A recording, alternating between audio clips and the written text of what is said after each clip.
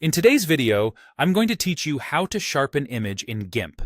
Sharpening is all about increasing the perceived crispness of your photo so edges look cleaner and details stand out, without pushing things so far that they look harsh or artificial. In GIMP, the most reliable way to do this is with unsharp mask, which gives you precise control over how the sharpening is applied. Start by opening your image and heading to the top menu.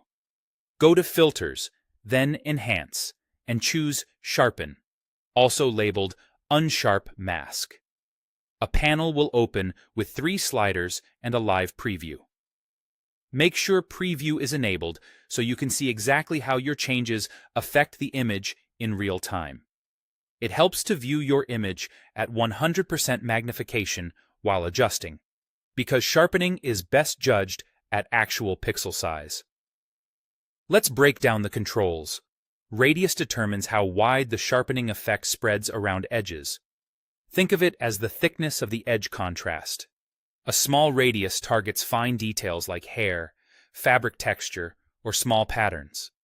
A larger radius can help with softer images or low-resolution files, but be careful.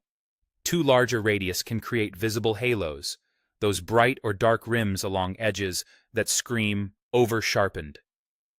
Next is Amount, which sets the intensity of the sharpening. Start with a moderate value and move up slowly.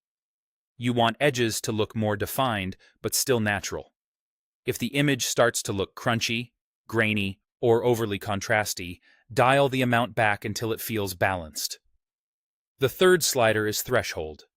This tells GIMP how different a pixel needs to be from its neighbors before it gets sharpened.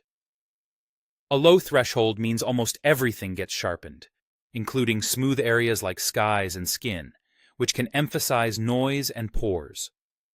A higher threshold protects those smooth tones by only sharpening more pronounced edges. For portraits or clean backgrounds, raise the threshold to keep things flattering. For landscapes or detailed architecture, you can keep it lower to bring out textures.